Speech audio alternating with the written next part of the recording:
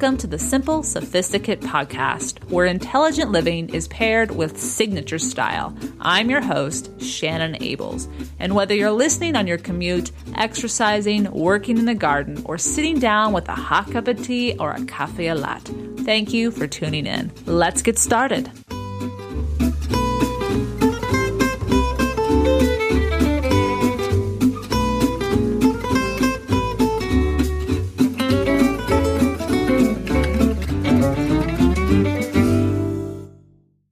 Welcome to the 81st episode of the SImple Sophisticate. I'm so happy you can join me this morning. We're continuing on our theme of the how of happiness. Last week, we dove into the 8 specific ways you can cultivate a happier everyday life. And today, we're going to touch on another way you can really build a sound foundation for a happy way of living. But before I get into that, a quick hint as to what this week's Petit Plaisir is. It is a recipe that some of you caught a glimpse of on my Instagram feed earlier this week. And it's something that immediately caught my eye when I saw it. And I said, I've got to try this. And it was just one of those, right after work, I was hungry, but I needed something for dinner, but I also wanted to cook just to have that relaxing time at the end of the day. I rushed to the grocery store, picked up the ingredients, and let me tell you, this recipe did not disappoint. It will definitely be a recipe that you could easily make no matter how skilled or novice you are in the kitchen. So I look forward to sharing that with you at the end of today's episode. All right, back to the topic of today. We are going to focus on the difference between strengths and skills. There is a very important difference, and that is what we're going to talk about today. For example, in an effort to get to know a candidate for a job, the question commonly asked, regardless of the career field, is, what are your strengths? Share them with us. As well, when working with a life coach, perhaps, to help determine your best direction, the same question will be brought up. What do you think your strengths are? They may ask. But what does the word strengths pertain to? And how can determining its definition help us clarify with certainty the direction we should take in our lives to improve the quality and overall happiness? Both of those questions will be answered here today. Last week, and for the entire month of January, as I mentioned, the how of happiness has been the focus. And a discovery I made while walking my dogs particularly brought me to the topic of today. I was listening to a podcast I had just found. This was at the end of December, and I've been listening to it ever since. And it's called the Positive Psychology Podcast. A bit of alliteration there, but it's fantastic.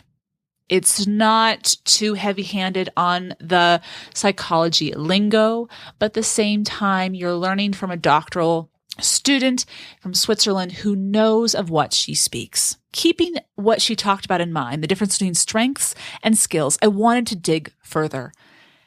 And so I read Authentic Happiness, which was a source for my previous episodes in January by Martin Seligman. The words strength and skill are both talked about in her podcast on a specific episode, and I'll have a link to that on today's show notes, as well as in multiple chapters in Authentic Happiness. So let's talk about the difference between those words, strengths and skills. The words strength and skill are often incorrectly believed to be synonymous, when in fact they are very different. As I alluded to in last week's episode about 18 specific ways to cultivate more happiness in your life, strengths are those innate abilities, those abilities you're born with, your curiosities, your passions, those things within you that don't need to be put on your to-do list. To put it more specifically, strengths will be with you for a lifetime and have been with you in some way, shape, or form since you were a child. Let me outline specifically the difference between strengths and skills. A strength, as I mentioned, is a lifetime. It will be there from beginning to end. If you are conscious and you are starting to just tap into what bounces around your mind and what piques your interest, it will be with you your entire life, as opposed to a skill which can be taught, but also forgotten if not practiced consistently. Back to strengths. It's a talent. It comes naturally to you versus a skill. You are striving to hone an ability that the culture applauds. So whether you're in the United States and they're applauding being independent, or maybe you're in sports and aggressive, and that's not innately you, but you're honing yourself to become that way, that is a skill, not a strength. Even though you may become very proficient at it with a lot of practice. We're not saying skills are something you can't be as amazing in as your strengths, but we'll get more to that later. But the idea is skill is something that doesn't come naturally, but you have to work at it. Here's an example of a strength. You have an eye for detail. You are a keen observer of the details in life.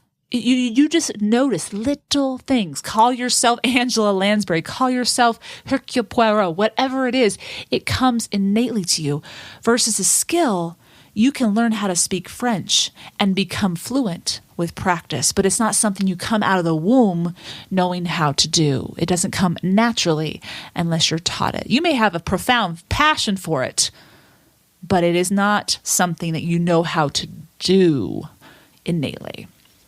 Okay, so hopefully we were clear on the differences between strengths and skills. Now, when I heard this on the podcast, the Positive Psychology podcast, I pretty much stopped in my tracks on my walk, and it was just a huge aha. I've had a lot of talks with myself primarily, but with other people about, and this is not so much today, I'm pretty clear about my direction now, but in the past. And I used to say, well, I'm a jack of all trades. I can do anything if I apply myself. Skill. But what are your strengths, Shannon? What are your strengths? And it took me some time. It's not something that we always know, and I'll talk more about that here in today's episode, how to really tap in and make sure we do know what they are. So using myself as an example, after 14 years of teaching, there are many skills that I have honed. For example, classroom management. However, my strength, something that comes more innately to me, of social intelligence, which is defined as being aware of the motives and feelings of others, most likely helped me become more proficient in the skill of classroom management. Having read Dr. Siegelman's book, Authentic Happiness, and I took the 24 questions multiple choice quiz that he has within that book, it helped me to identify my strengths. And what I discovered in specific concrete terminology is what I innately knew were my strengths, but I didn't have the confidence necessarily to express them and say, I can do that. That comes easier to me than these other things. And not everyone, not to compare myself to other people, and I'll talk about that in a second too, but the idea of not everyone has that strength, Shannon. Not everyone has that. Maybe that's something you should explore or invest in. And what I mean by didn't have the confidence to express comes from what I call the air of our own perspective. I see this often with my students, and I have finally realized it in myself. So let me explain. Because we know how to do something well or easily, we assume others must as well. That's the ignorant child. And I don't mean we have to be a child to not know this, but it's that ignorance. We just assume. That's the way we were raised. That's the way we do things. But it may be something that you just are very great at. You are just impressive at. You have an ear for particular music. You know how to find the rhythm in something. There's so many different things about kids, and you can observe them, and the kid has no idea that that is unique. That's why we have scouting agents for all those different things. But that's a whole nother issue. The idea is, are they also passionate about it? But the key, though, is what is it that you are innately gifted at? And you don't even know it because you just assume everyone else must be that amazing at as well. Rather than assume we are superior at that skill, and that's a good quality to be humble, rather than to assume we are superior until someone points it out that we are, and it is brought to our attention maybe by some other means, a competition or an exhibit where it's on display and other outsiders who don't know us recognize our talents. We assume that if I can or you can do this well, for example, see the complementary textures in an interior design, surely everyone else must be able to as well. The truth is we are often unconscious to what our strengths are. And it is only when we take the time to get to know ourselves, listen to ourselves, follow our curiosities and the opportunities that our strengths may make available to us, that we realize exactly what our strengths are. So we really do have to be conscious and be paying attention to our lives. That's the fun journey we get to go on. And that's part of the reason, just to kind of a random tangent, but not entirely. This past week, one of my readers was sharing my episode, How to Live Alone Well. And she was going to be making a move to a new city and to living alone by herself for the first time. And I tweeted back to her, I'm like, I'm so excited for you. I mean, I don't know how long she's going to live alone. She doesn't know probably how long she's going to live alone. But what an opportunity. It is. My tweet was, enjoy the journey that it allows you. And I can't remember my exact words, but the idea was, this is going to be an amazing opportunity, amazing journey. Revel in it. However long or short it is, revel in it, because this is exactly what it will help you reveal your strengths. Follow those curiosities. You don't have to be in with your roommate or with your significant other. You don't have to compromise for this moment in your life. So take the time to get to know yourself. Take some time to listen to what pops up into your mind as ideas to do. So what are the benefits of understanding our strengths? You may be wondering. This ability, well, let me just say, I'll slow myself down here. The benefits of understanding what your strengths are, it's at the foundation of everything this blog, and I think all of us, whether they found this blog or this podcast or not, knows, it's the ability to live the life you are working to create.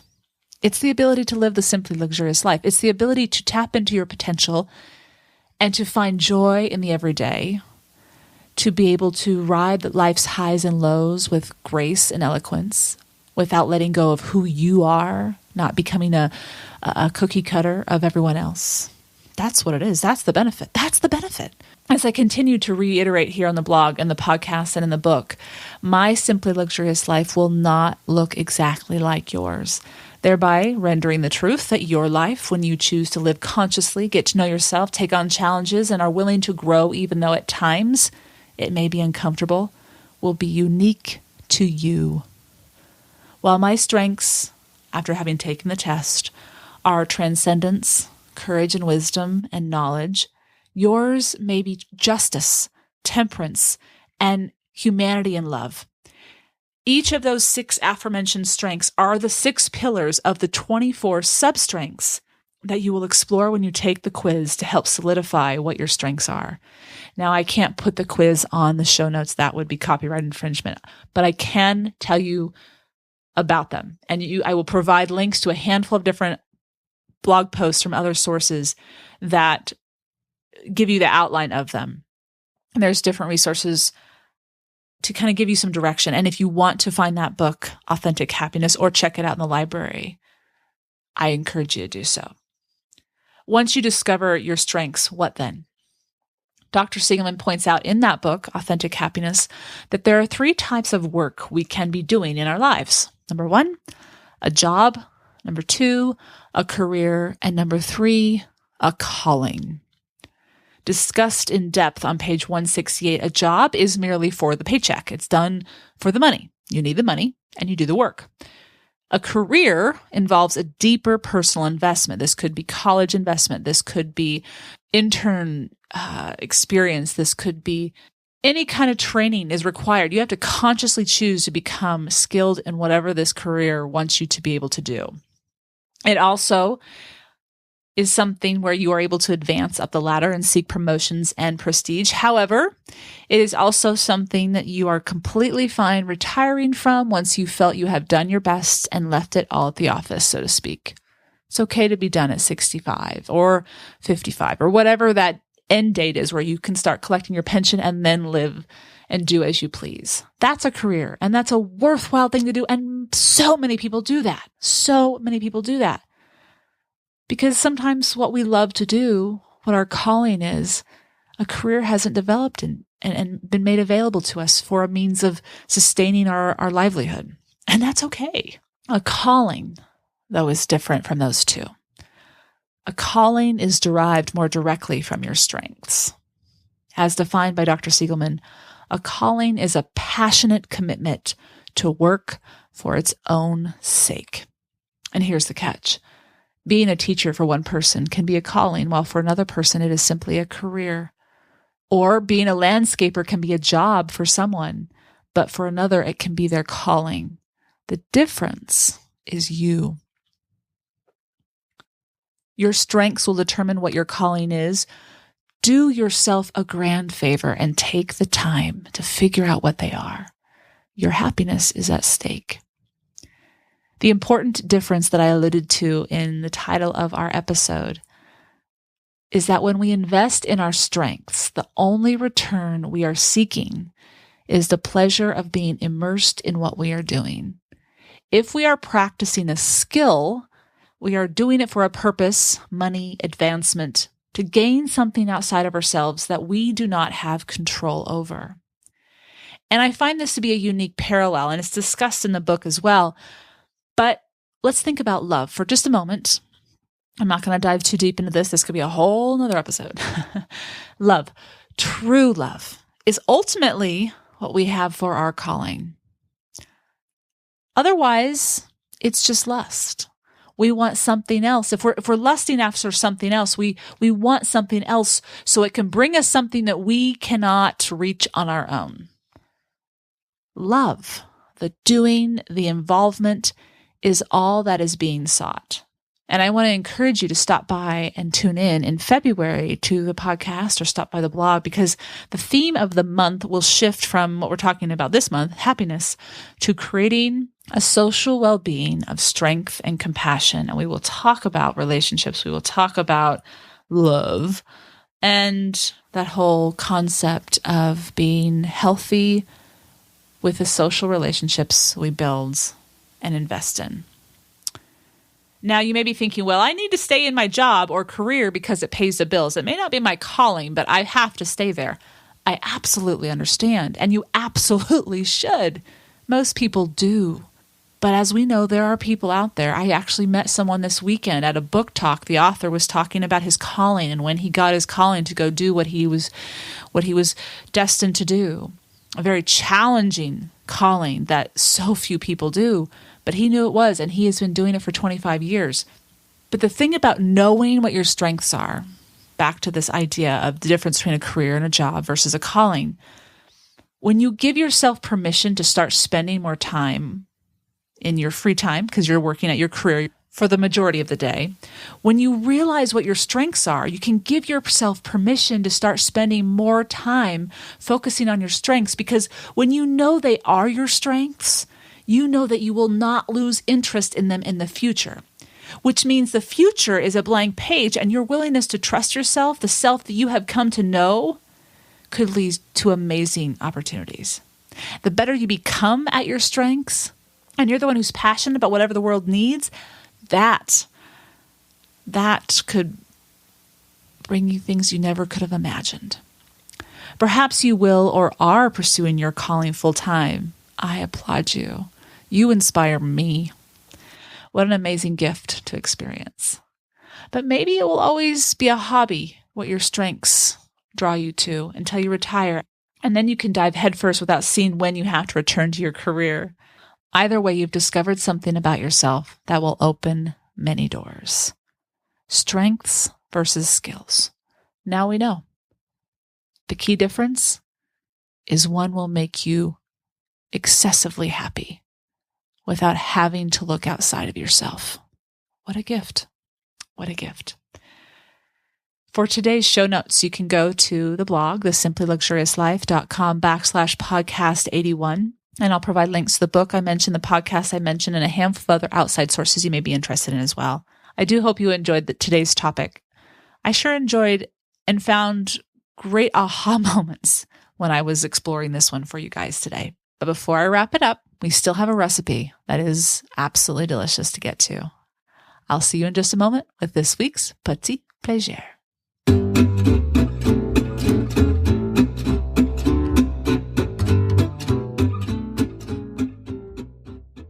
All right, as promised, I have a recipe that is quick and easy. You're able to do it during the work week or perhaps on the weekend and have a few fantastic other side dishes to really amp up the entire meal. This is simply a skillet chicken dish. And I found it in my local newspaper, but they pulled it from the New York Times from Melissa Clark. And it is so simple. The key is to get quality ingredients, as always. So this is skillet chicken with tomatoes, pancetta, and mozzarella. And it's recommended that you get bone-in chicken pieces, about 3.5 pounds if you're serving 4 people. Obviously, you can downsize that. I'll provide the entire recipe. So I'm going to kind of hit on some high points here, but the entire recipe will be on today's show notes, the simplyluxuriouslife.com/podcast81. Now, if you don't have bone-in chicken, as I did not at that particular day when I found the recipe, I had a bunch of chicken tenders. And I wasn't going to go to the store and buy bone-in chicken when I had perfectly fine chicken in my fridge. So I made it a little differently. It didn't take as long because I didn't have as large of chicken breasts or meat to work with, which actually saved me a lot of time in the long run. And the key is always tenderizing. So I made sure to tenderize it. Just took my meat mallet and smashed them to about half the thickness as they originally were. And the flavor was lovely. Absolutely lovely. I highly recommend getting San Marzano whole tomatoes that are peeled in their juices, but still whole, so a lot of flavor. And pancetta can either get all chopped up already at the store, or you can buy it and slice it yourself. But it does give off less grease and fat than bacon, and it just has a fantastic flavor. And of course, you got to have your mozzarella, so get this as fresh a mozzarella as you possibly can. I hope you enjoy this. It took me maybe 30 minutes to finish this meal. I have a picture again on my Instagram feed, but I'll put that on today's show notes as well. There's something about working in the kitchen at the end of the day. If I have the ingredients or I have easy access to ingredients, it does help end the day on a fantastic note, no matter how the day went. Because I can absolutely focus and just enjoy at the end of it the creation, however simple or complex it was. And then you add a glass of wine and everything's fabulous. Anyway, I hope you enjoy this particular Petit Plaisir. It was one of my simple recipes that I thoroughly enjoyed. I hope you've enjoyed this week's Petit Plaisir, where each week ideas are shared to make the everyday all the more enjoyable. Tune in at the end of each Monday's podcast, where I'll recommend a book, a film, a recipe, or from time to time introduce you to an expert who offers insight into how to live simply, luxuriously. Anything that is a simple pleasure to satiate your sophisticated taste.